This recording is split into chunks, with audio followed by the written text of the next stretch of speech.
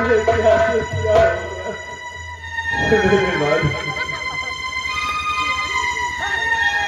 मैं जवाब क्या दूंगा अपने महाराज चंद्रमणि को? क्या ये चेहरा लेकर जाऊंगा अपने पापा के पास? जबकि मेरे पापा ने कहा जाओ बेटे कमलेश, राजकुमार किशोर और सुसरावती को अपने साथ नासिक का मेला दिखाकर रात बहन सलामत आना। बहन बहन भैया मैं कहाँ ढूंढूं?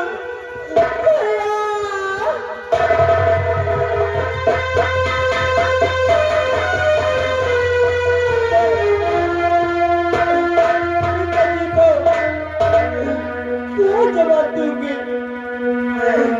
मेरे भैया पता नहीं कहाँ खो गए।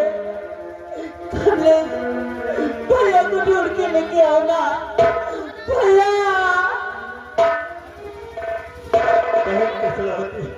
इस बियावान जंगल में हम कहा किशोर भैया को ढूंढे? बहन आज अगर मैं जाग कर पैरा देता तो शायद ये दिन मुझे आज देखना नहीं पड़ता। मेरी बहन अब मैं क्या जवाब दूंगा या मेरे मालिक? यहाँ तक कि बहन अब हम नासिक के मेले में हमें नहीं जाना। अब हमें चंद्रनगर वापस जाना पड़ेगा, क्योंकि फजर होते ही हम राजा से और अपने पापा से सारी बात बताएंगे कि ना जाने किशोर भैया अचानक मेले से कैसे गायब हो गए। बहन रो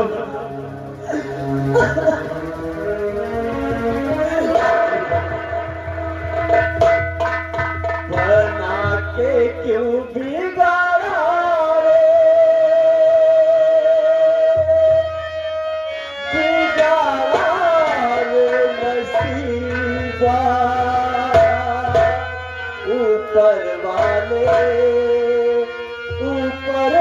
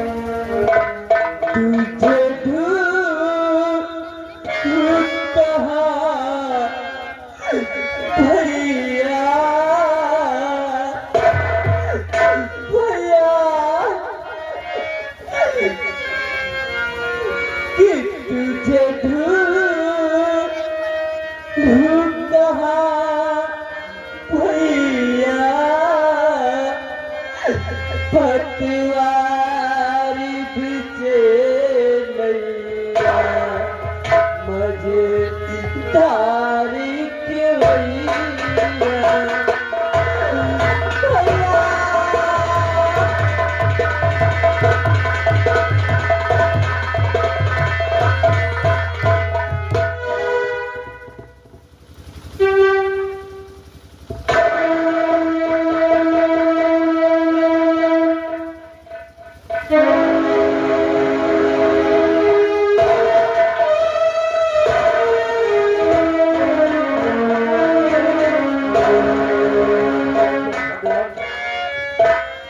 मैं क्या शब्द देख रहा हूँ कि नासिक मेले में थप्पड़ मची और थप्पड़ में न जाने कितने पे मारे गए।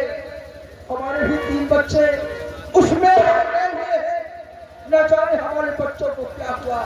क्या भगवान हमारे बच्चों को कुछ छोड़े ना पाए।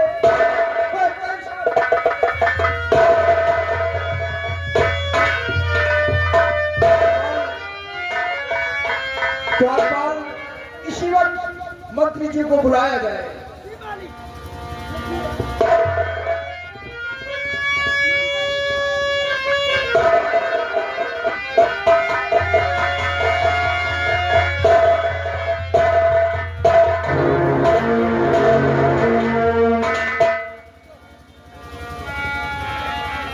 महाराज, मंत्री जी कहिए सम्राट। गजब हो गया। क्या हुआ? नासिक में बहुत जोर से थप्पड़ हुआ। कोई राक्षस का प्रकोप हुआ और थप्पड़ में न जाने कितने व्यक्ति मारे गए। न जाने कितने व्यक्ति घर हो गए। हमारे 3 बच्चे गए हुए हैं। जाओ, हमारा हुक्म है, बच्चों को पता लगाओ और बच्चों को ढूंढकर इसी वक्त लेकर आओ। सम्राट, ये सोते हुए ख्वाब जो आपने देखा है, ये कभी कभी झूठे भी हो जाते हैं। ये मेरा फोन का शब्द है, कभी झूठ नहीं हो सकता। ये हमारा दिल घबरा रहा है। इसी वक्त जाइए और बच्चों को पता लगाकर इसी वक्त लेकर आइए। सम्राट, आपका हुक्म सारा खबर मैं इसी वक्त नासिक के मेले जाऊंगा और उन 3 बच्चों को किसी भी हालत में राज दरबार तक अवश्य लेकर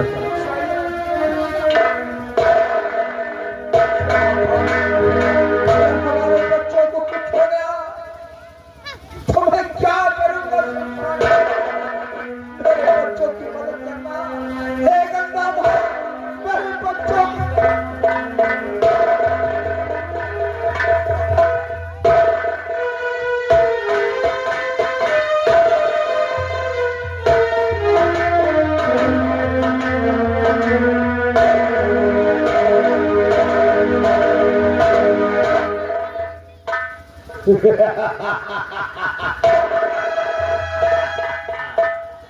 दरबारी ये मालिक सम्राट हमें नासिक के मेले जाने का क्या नहीं मालिक। हम चलेंगे नासिक के मेले में और देखते हैं कि राजकुमारी और राजकुमार और सेनापति का बेटा है कहाँ पर। जी मालिक। मौके का इंतजार है दरबारी। जिस दिन हमें वो मौका मिल गया, षड्यंत्र ऐसा रचूंगा कि चंद्रनगर का सम्राट बनना है हमें। हमारे साथ लालटेन जला के क्यों नहीं मालिक।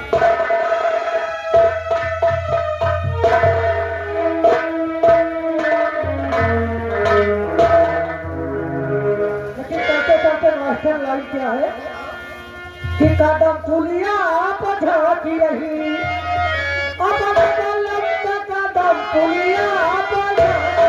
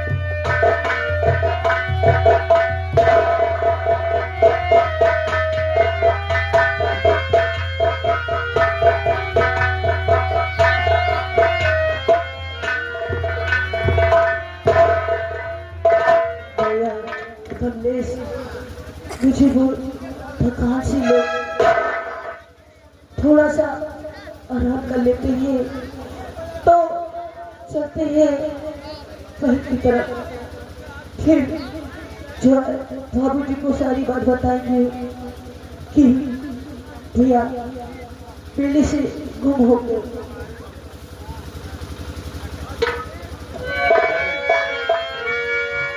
आप तो जानती हो कि हिस्सा जंगल है और यहाँ पर शेर बाघ चीते का डर है। हम क्यों ना आगे बढ़ते रहें, क्योंकि देखिए सूरज छिपने वाला है। हम थोड़ी दूर और नहीं भैया, उसे एक कदम भी नहीं चला जाएगा। टूटने तक यही तक आराम कर लेते हैं, थोड़ा तो फिर चलते हैं भैया। बहन, जब सूरज डूब हो जाएगा तो अंधेरा हो जाएगा, तो हम रात तो गुजारना ही पड़ेगा। तो सुबह चलेंगे भैया। ठीक है, हम यहीं आराम करेंगे। फजर होते हैं हम चंद्रनगर पहुंच कर महाराज सारी बात बताओगे।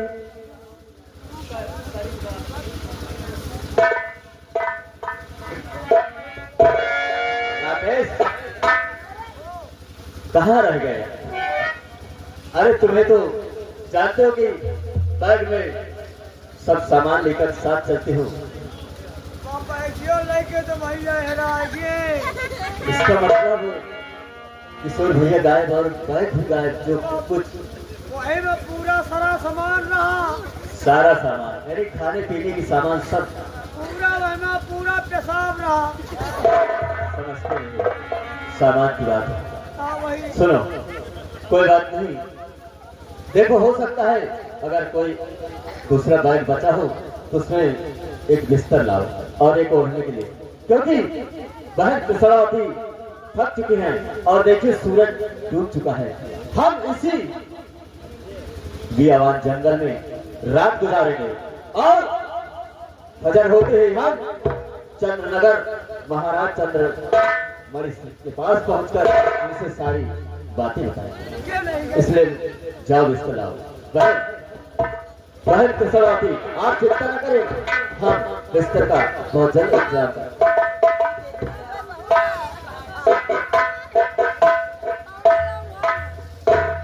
मैंने अपना वचन नहीं निभा सका, हम अपने पापा तो क्या जवाब दूंगा और क्या जवाब महाराज को दूंगा कि मैं वीर सेनापति का बेटा होकर फिर भी मैं अपने भाई की रक्षा नहीं कर सका।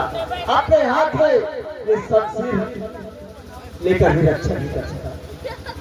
बहन, अफसोस तो इस बात का है कि हमने और आपने बहुत दूर किशोर भैया को ढूंढा, लेकिन कोई पता नहीं चला कि किशोर भैया ना जाने कहाँ लापता हो चुके हैं।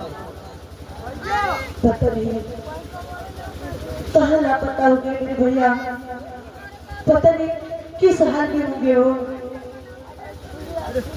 बहन, हाँ कमलेश, आइए, आप आराम कीजिए। ठीक है। आओ।